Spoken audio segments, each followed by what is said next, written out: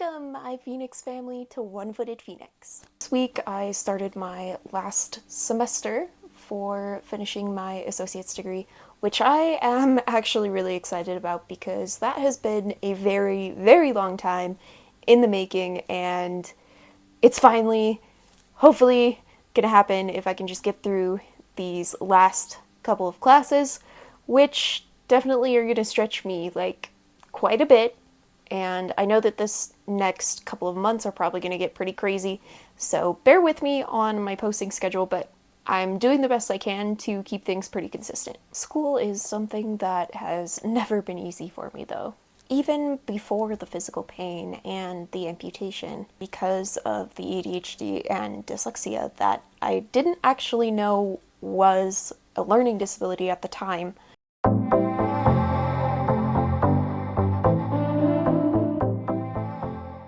Unfortunately, my challenges with ADHD and dyslexia were not diagnosed until I was 16 and already like a good portion of the way through my high school career. But that was only a fraction of the challenges that were yet to come with my academics.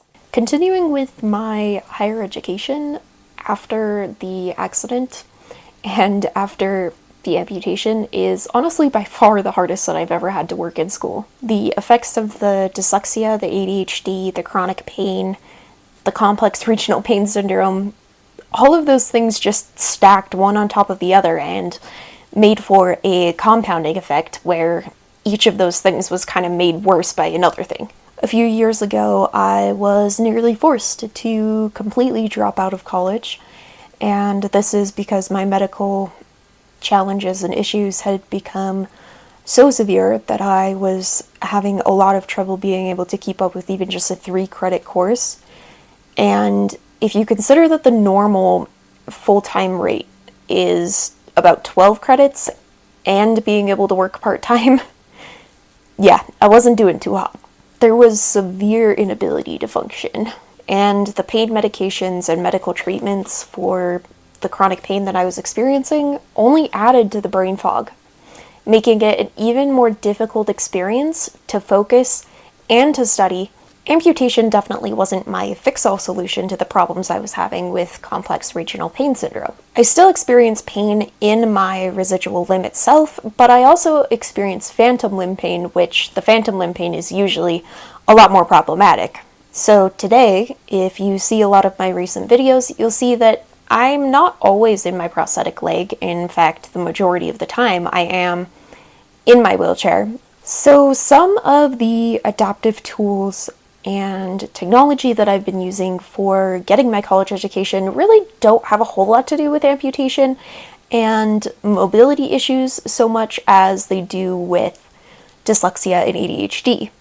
However, some of those accommodations do have to do with my health. So since I started my first semester with college, I have been using a program called Kurzweil 3000. Kurzweil 3000 is a platform or a program for a PC that can help you with things on the web. So there is a Chrome extension for it where you just log in with the same credentials as you do for the program. But the program can open up PDFs and be able to read that aloud to you, and it also will like highlight the word as it says the word, which I find very, very helpful for my dyslexia because seeing and hearing the word helps to create those brain connections in my brain where I actually remember how to read that word correctly the next time I come across it. For ADHD, programs like this that help you to read things aloud can be very helpful in reading comprehension. A lot of people can actually benefit from working with a disability center at their university. For example, if you have medical or health challenges, you can talk to the people at the disability center, and a lot of times they can put things in your accommodations that allow you to have extra time on assignments when you need them for medical reasons, and they can also allow you to have like extra time on tests if you have like test anxiety, or they can even allow you to have your own room for testing. And most people have like no clue that any of that is available to people who ask and who have a reasonable diagnosis. Also, something that I find helpful for ADHD is the ability to ask for extra clarification on assignments if needed, and then also I can ask the professor or other people in the class to help me to break down a larger assignment into smaller chunks. I don't really have to ask for this a whole lot anymore because I've kind of just gotten used to the vibe of college now, and I'm able to do it on my own most of the time and be able to keep up with the due dates. But if I have a situation where I am not able to meet the due date because of having a medical flare, I am able to contact my professors and say, hey, I have this accommodation. Would it be all right if I extend the date on this one specific assignment because of my situation? And most of the time, I don't have a lot of fight with that. Whereas I let them know the beginning of the semester, like, hey, I have this challenge. This might come up during the semester. So one thing you can do, especially if you're going to be a college student with a chronic illness or with a disability or anything that may impede your learning, is you want to track for a couple of weeks the time period in which you are the most productive. This is going to help you a lot, especially if you take online classes, to know when you should be studying during your day and when other times when you're like, yeah, I don't like feel so great, I just can't like focus as much. That's when you want to plan more of like recreational time or time to rest, depending on your situation and disability. The nice thing with online classes is that it's a lot easier to take a break when you need it or when you feel like you need a few minutes to recover, or you're like, I am really tired because I did not sleep last night. Typically you're going to have a chance to recover a bit more during the day than you would if you were a campus student. You do want to realize that with chronic pain, it is going to affect your ability to study, and it is probably also going to affect your ability to determine how quickly you're going to be able to do your assignments. With chronic pain, it is typically 3 to 4 times harder to do the same task that an able-bodied person can do. And that is simply because being in chronic pain requires a lot of brain power. As a student who's gone through most of their degree with chronic pain, I definitely recommend that you use some kind of digital calendar system to keep you on track. What I use is a system called ClickUp. This is a paid subscription, but if you need a free alternative, you could use Google Calendar. I like ClickUp because I can put everything about my YouTube channel and everything about school right in the same place where I can see it every single day.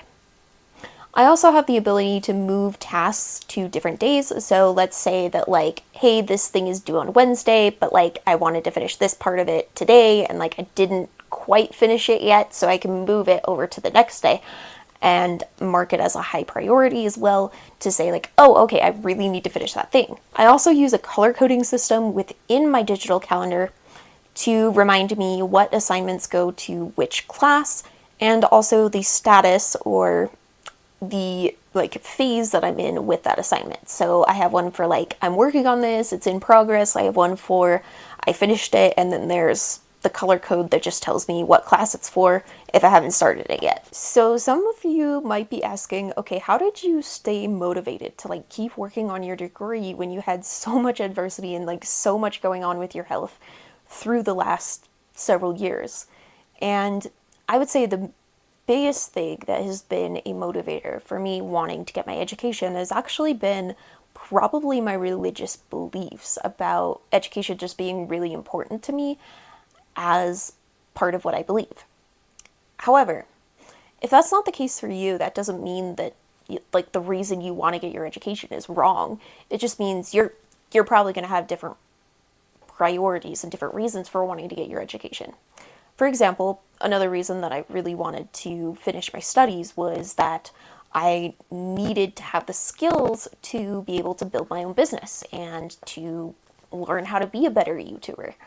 And so those skills going forward are really going to benefit me in my life, especially once I graduate and have a lot more time moving forward to put into really building my business and into not just building my business, but also building my social media to have a larger audience and a place where all of these beautiful and wonderful people in the Phoenix family can gather together and support one another through hard things like chronic pain or like amputation, or even just hard things like having to use a wheelchair most of the time.